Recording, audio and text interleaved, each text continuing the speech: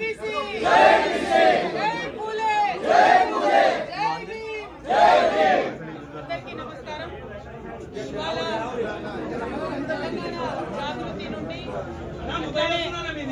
United పూలే front నుండి ఒక delegation అంతా కూడా పెద్దలు గౌరవనీయులు 45 సంవత్సరాలకు పైచిలకు మరి బీసీ ఉద్యమాలలో, బహుజనుల ఉద్యమాలలో, ప్రజాస్వామిక ఉద్యమాలలో అన్నిట్లో కూడా ఉమ్మడి ఆంధ్రప్రదేశ్ మొత్తం కూడా 50 మంది ప్రజలు గుర్తుపట్టేటటువంటి నాయకుడు గౌరవనీయులు పెద్దలు ఆర్ కృష్ణయ్య గారిని మరి మేమందరం కూడా యునైటెడ్ పూలే ఫ్రంట్ నుంచి, తెలంగాణ జాగృతి నుండి కలిసి వారి మద్దతు కోరడానికి ఇక్కడికి రావడం జరిగింది. మీకు తెలుసు, గత 2 సంవత్సరాలుగా కూడా మరి కామారెడ్డి డిక్లరేషన్ ఏదైతే కాంగ్రెస్ ప్రభుత్వం ఇచ్చిందో దాన్ని అమలు చేయాలని చెప్పి మేము పెద్ద ఎత్తున పోరాటం చేస్తూ ఉన్నాం.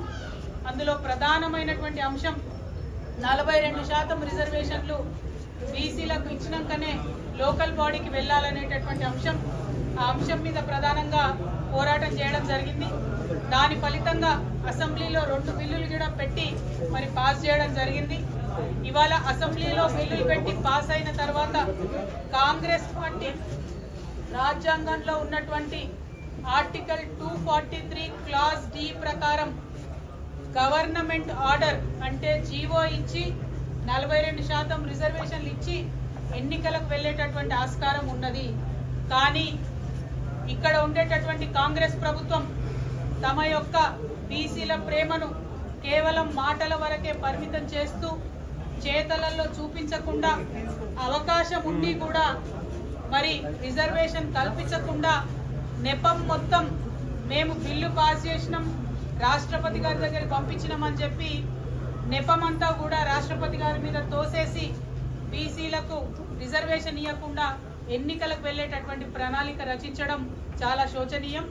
రేపు కేబినెట్ సమావేశం జరుగుతున్నది. ఆ కేబినెట్ సమావేశంలో లోకల్ బాడీ ఎన్నికలకు సంబంధించి మరి నోటిఫికేషన్ ఇస్తారని చెప్పి ప్రభుత్వం లీకులు ఇస్తున్నటువంటి సందర్భాన్ని చూస్తున్నాం. మరి అందుకోసమే పెద్దల కృష్ణయ్య గారిని కలిసి ఈ యొక్క ప్రజా వ్యతిరేక విధానాన్ని తప్పకుండా మనందరం కలిసికట్టుగా ఎదుర్కోవాల్సినటువంటి అవసరం ఉన్నది. రాష్ట్ర కేంద్ర ప్రభుత్వాల మీద ఒత్తిడి పెంచాలంటే ప్రజా ఉద్యమాలే దానికి మార్గంగా కనిపిస్తూ ఉన్నాయి. మరి రేల్ రోకో అనేటటువంటి నినాదంతో ఔరేక్ దక్కా బీసీ బిల్ పక్కా, దానికోసమే రైల్ రోకో చేయాలనేటటువంటి ఒక మార్గాన్ని ఎన్నుకొని పెద్దలు ఆర్ కృష్ణయ్య గారి మద్దతు కోరడానికి తెలంగాణ జాగృతి తరఫున నేను, యునైటెడ్ పూలే ఫ్రంట్ తరఫున కన్వీనర్ శివశంకర్ గారు మరి మొత్తం అన్ని డెలిగేషన్ గా కూడా అందరం కూడా వారి దగ్గరికి రావడం జరిగింది. మరి వారిని మేము రిక్వెస్ట్ చేస్తూ ఉన్నాం, మీరు ఇన్ని సంవత్సరాలు ప్రజా ఉద్యమాలు నిర్మించడం వల్ల ఇప్పుడు ఏ పెద్ద నాయకుడిని చూసినా ఆర్ కృష్ణయ్య గారు ఉత్తరం ఇస్తేనే మేము హాస్టల్లో చేరి చదువుకున్నామని చెప్పేవాళ్ళు ఈ రాష్ట్రంలో, ఉమ్మడి రాష్ట్రాల్లో అనేక మంది నాయకులు ఉన్నారు. మరి అటువంటి నాయకులు ఉన్నటువంటి సందర్భంలో మీరు ఒక్క మాట చెప్పి ఈ ప్రజా ఉద్యమానికి మద్దతు ఇవ్వవలసిందిగా మిమ్మల్ని కోరడానికి ఇక్కడికి రావడం జరిగింది. పెద్దలు ఆర్ కృష్ణయ్య గారిని మాట్లాడవలసిందిగా నేను విజ్ఞప్తి చేస్తాను. 9వ షెడ్యూల్ కోసం పోతాయి. అవి అన్ని పక్కదారి పట్టించి ఇష్యూ డైవర్ట్ చేసి పెంచాలనే చిత్తశుద్ధి ప్రభుత్వానికి ఉంటే ఖచ్చితంగా మీరు జీవో ఇవ్వాలి. జీవోను ఛాలెంజ్ చేస్తే మీరు కొట్లాడతారు, మేము కొట్లాడతాము, అన్ని పార్టీలు కూడా కొట్లాడతాయి. ఇది ప్రజా ఉద్యమంగా మారిపోతుంది. ఇష్యూ మీ మీద ఎందుకు బదనాం చేసుకుంటారు? మీరు నిజంగా పెంచాలంటే ఇప్పుడు మీ మీద బదనాం ఉంది. మీరు చిత్తశుద్ధి లేదు ప్రభుత్వానికి. మీకు వెన్సిది జీవో తీసి 42% ఎన్నికలకు పోతే మీ మీద బ్లేమ్ ఉండదు. హైకోర్టు, సుప్రీంకోర్టు ఎవరైనా పోతే అక్కడ కేసు గెలిచే అవకాశం ఉంది. గతంతో ఇప్పుడు భిన్నమైన పరిస్థితి. జనాభా లెక్కలు ఉన్నాయి. అసెంబ్లీలో బిల్లు పాస్ అయింది. 50% క్యాప్ ఏదైతే సీలింగ్ ఉందో అగ్రవర్ణాలకు 10% ఇచ్చినప్పుడు సుప్రీంకోర్టు జడ్జిమెంట్ లో కామెంట్ చేసింది. పరిస్థితులకు అనుగుణంగా సరైన జనాభా లెక్కలు, సరైన కారణాలు ఉంటే రిజర్వేషన్లు పెంచుకోవచ్చని తీర్పిచ్చింది. కాబట్టి బలమైన అడ్వకేట్లను ఇచ్చి గెలిపిస్తే చేతి గెలుస్తారు. ఒక్కసారి మీరు ఇట్లా రిజర్వేషన్లు పెంచకుండా పోతే బీసీలకు చారిత్రక ద్రోహం అవుతుంది. బీసీ సంఘాలు బీసీ నాయకులందరూ మనం గమనించాలి. సబ్జెక్టు మీద పర్ఫెక్ట్ ఆలోచన చేయాలి. ఇప్పుడు కవితమ్మ గారు పెద్ద ఎత్తున మనకు అండగా మద్దతుగా వచ్చి ఉద్యమాలు చేస్తున్నారు. బీసీలందరూ కూడా మనం ఆమెకు మద్దతు ఇచ్చి మనం కూడా పెద్ద ఎత్తున ఉద్యమాలు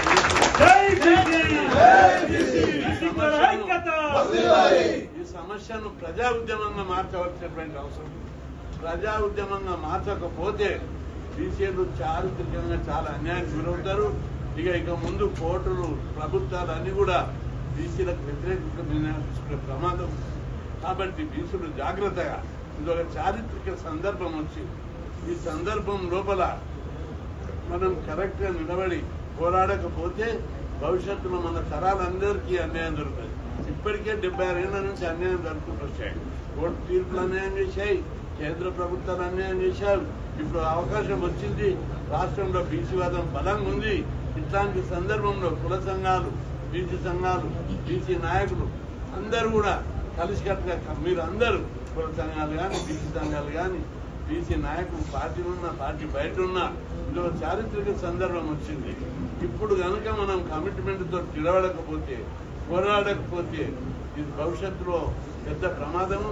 ఈ 42% కాదు కదా, ఇప్పుడు ఈ రిజర్వేషన్లు పునర్ రిజర్వేషన్ కూడా ఇంకా తగ్గే ప్రమాదం. ఎందుకంటే జనాభా ప్రకారము ఎస్టీల జనాభా 10%. ఇప్పుడు ఎస్టీ రిజర్వేషన్లు 6% నుంచి 10కి పెరుగుతాయి. ఎస్సీల జనాభా 15 నుంచి జనాభా ప్రకారం 18కి పెరుగుతాయి. ఇంకా బీసీలు తగ్గే అవకాశం ఉంది. 50% సీలింగ్ కోర్టు తీర్పు. అందుకే ఒకసారి తాడో పేడ తెలుసుకోవాల్సిన అవసరం ఏర్పడ్డది. కమిట్మెంట్ తోటి ప్రభుత్వం నాయకుల మీద సంఘాల మీద బుద్ధ జరగడానికి ప్రయత్నిస్తుంది. వాళ్ళ పార్టీలతో మీరు ఎదుర్కొందని చెప్తుంది. అందరికీ నేను విజ్ఞప్తి చేస్తున్నా, మంచి మనసుతోటి ఆలోచించండి, పాజిటివ్ గా ఆలోచించండి. ఎట్లయితే ఈ కులాల రిజర్వేషన్లు పెంచుతారు చూడండి. ఈ ఒట్టిగా మా డైవర్ట్ పాలిటిక్స్ లో ఇరుక్కొని పరిశాన్ అయ్యి జాతి ద్రోహంకు పాల్పడొద్దని ఇప్పుడు కవితమ్మ గారు వచ్చారు. ఆమె బీసీ కాకపోయినా బీసీలకు అవుట్ రైట్ గా కమిట్మెంట్ తోటి వస్తుంది. మనం మద్దతు ఇవ్వాల్సినటువంటి అవసరం. మనం కూడా మీరు కూడా ఎక్కడికక్కడ కుల సంఘాల పరంగా బీసీ సంఘాల పరంగా తెగించి పోరాడాలి. గతం లోపల మండల్ కమిషన్ అప్పుడు రిజర్వేషన్ల మీద సుప్రీంకోర్టు స్టే ఇచ్చింది. అప్పుడు పెద్ద ఎత్తున 2 సార్లు రాష్ట్ర బంద్ జరిపాం. దాని ప్రభావం సుప్రీంకోర్టు మీద ఉండేది. 2001లో మనం అప్పుడు కూడా పెద్ద ఎత్తున సుప్రీంకోర్టు విద్యాసంస్థల రిజర్వేషన్ పెడితే స్టే ఇచ్చింది. అప్పుడు పెద్ద ఎత్తున కేసీఆర్ గారు, తెలుగుదేశం చంద్రబాబు గారు అందరూ రైల్వే రోడ్డు జరిపి రాష్ట్ర బంద్ జరిపితే సుప్రీంకోర్టు కేంద్ర ప్రభుత్వం దిగొచ్చి రిజర్వేషన్ పెట్టారు. ఎప్పుడే కానీ ఏ చరిత్ర సందర్భంలో కోర్టును ప్రభుత్వాలు మనకు అనుకూలమైన నిర్ణయాలు రావాలంటే తప్పనిసరిగా పెద్ద ఎత్తున మనం చేయవలసినటువంటి అవసరం ఉంది. ఉద్యమాన్ని చేయకపోతే బీసీలు రైలు రోకలు చేయకపోయినా, రస్తా రోకలు చేయకపోయినా, ఏ ఉద్యమాలు బలమైన ఉద్యమాలు చేస్తే ఆ ఉద్యమం ఎవరి కోసం చేస్తుంది? మన కోసం చేస్తుంది. ఉద్యమాన్ని విస్తరింపజేయవలసిన బాధ్యత అందరి మీద ఉంది. పార్టీలకు అతీతంగా, కులాలకు అతీతంగా, వర్గాలకు అతీతంగా మనం ఆ ఉద్యమాన్ని రేపుకొని భుజాల మీద ఎత్తుకోకపోతే భవిష్యత్తులో బీసీలకు భవిష్యత్తు లేదు. కాబట్టి సోదరులందరూ ప్రతి ఉద్యమాన్ని మనం అందరం భుజాన్ని ఎత్తుకొని పోరాడాలి, అవకాశాన్ని వినియోగించుకోవాలి. మన ఉద్యమాన్ని భుజాన్ని ఎత్తుకొని నడిపిస్తే మన కోసం పోరాడేవారు మరింత ముందుకు వస్తారు. లేకపోతే అది మాది కాదు, ఇది మాది కాదు, కవితమ్మ చేస్తుంది, కృష్ణ చేస్తుండు, ఆ సంఘం చేస్తుంది, ఈ సంఘం అట్లా ఎనకపోవద్దు. ఎవరు 42% గురించి ఉద్యమం చేపట్టినా బీసీలందరూ కలిసి కట్టుగా పెద్ద ఎత్తున మద్దతు ఇవ్వాలని చెప్పి ఈ సందర్భంగా విజ్ఞప్తి చేస్తున్నా. ఈ 42%కు పెంచకుండా ఎన్నికలు రేపు కేబినెట్ లో ఖచ్చితమైన నిర్ణయం తీసుకోవాలి. కోర్టు కేసులు ఏ ఉన్నా ఖచ్చితంగా ప్రభుత్వం తరఫున కొట్లాడాలి. రేపు కేబినెట్ లో కొన్ని లింకులు వస్తున్నాయి. 42% లేకుండా రిజర్వేషన్ లేకుండా పోతే కుదరదు. ముఖ్యమంత్రి గారు కూడా పాజిటివ్ ఆలోచిస్తారని నేను అనుకుంటున్నా. ఇప్పుడు ప్రభుత్వము పులి మీద సవాల్ చేస్తుంది. పెంచకపోతే మాత్రము బీసీ ఇష్యూ పులి మీరు పెంచకపోతే బీసీలు మాత్రం వదిలిపెట్టే పరిస్థితి ఉండదు. తప్పనిసరి 42%ని రిజర్వేషన్లతోటి ఎన్నికలు జరపాలని చెప్పి ప్రభుత్వాన్ని డిమాండ్ చేస్తున్నా. లేకపోతే బీసీలు ఇది సందర్భం మండల కమిషన్ అప్పుడు సమసంగ్రామ పరిషత్ రామారావు రిజర్వేషన్ వహించినప్పుడు బంధులు జరిపాం. అసలు బంధులు ఇంతవరకు గతంలో జరగలేదు, ఇప్పుడు కూడా జరగలేదు. ఒక షాప్, ఒక బస్ తిరగలేదు, ఒక షాప్ తిరగలేదు, రోడ్డు మీద బస్సులు తిరగలేదు, ఒక మనిషి బయటికి రాలేదు. అట్లాంటి చారిత్రకమైనటువంటి ఉద్యమాలు 2 సందర్భాలలో రిజర్వేషన్ల మీద జరిగాయి. 86లో రామారావు 44% గెలిచినప్పుడు బలమైన ఉద్యమాలు చేశాం. మండల కమిషన్ అప్పుడు బలమైన ఉద్యమాలు చేశాం. అదేవిధంగా 2007లో బలమైన రస్తారోకులు బంధులు జరిపాం. అంతా ఇప్పుడు ఇంకా చైతన్యం ఎక్కువైంది. చదువుకున్న ఫీజు రియంబర్స్మెంట్, హాస్టళ్లు, గురుకులాలు పెట్టడంతో చదువుకునే వర్త ఇంకా పెరిగింది. కాబట్టి చదువుకున్న ప్రతి యువకుడు మీరందరూ మన మోరల్, సామాజిక, నైతిక బాధ్యతగా గుర్తెరిగి ఈ ఉద్యమంలో పాల్గొనడానికి ఈ సోషల్ మీడియాలో, ఈ సెల్ ఫోన్లలో పెద్ద ఎత్తున జరపాలని చెప్పి పిలుపుస్తున్నాం. ప్రభుత్వానికి ఒకటే, మీరు 42% పోతే రాష్ట్రంలో యుద్ధమే జరుగుతుందని చెప్పి నేను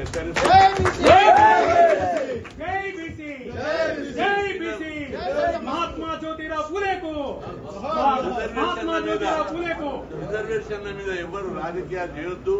రిజర్వేషన్ల మీద పబ్లిక్ ను రాంగ్ రూట్ లో డైవర్ట్ చేయొద్దు. తప్పనిసరిగా 42% ఇప్పుడు వస్తాయి.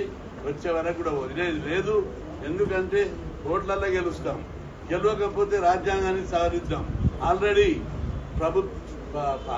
అన్ని పార్టీలు అసెంబ్లీ లోపల బీఆర్ఎస్, బీజేపీ, మజ్లీసు, కాంగ్రెస్ అందరు ఏకగ్రీవంగా బీసీ బిల్లును పాస్ చేశారు. అన్ని పార్టీలు కూడా సుముఖంగా ఉన్నాయి. కేంద్ర ప్రభుత్వం కూడా దిగొస్తుంది. మనమందరం గట్టి ఉద్యమం చేస్తే తప్పనిసరి ప్రధానమంత్రి కూడా దిగొస్తాడని నేను అనుకుంటున్నా. ఇప్పటికే జనాభా లెక్కల అమిత్ షా కలిసినప్పుడు మేము నచ్చ చెప్పినప్పుడు ఆయన వెంబడి అనౌన్స్ కూడా చేశాడు. కాబట్టి ఇక్కడ కూడా రిజర్వేషన్ల మీద పాజిటివ్గానే వాళ్ళ దిగొస్తారు, స్పందిస్తారు. అది కూడా మనం ఉద్యమిస్తే తల్లి కూడా పిల్లలకు ఎప్పుడు పాలిస్తుంది, ఏడిచి బెదిరిస్తేనే ఇస్తుంది.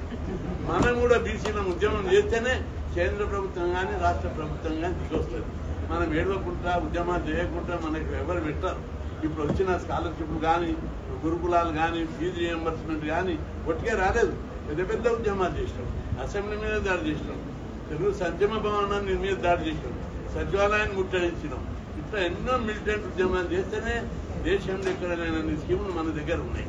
కాబట్టి ఇప్పుడు కూడా బీసీ ఉద్యమం బలంగా ఉంది. కాబట్టి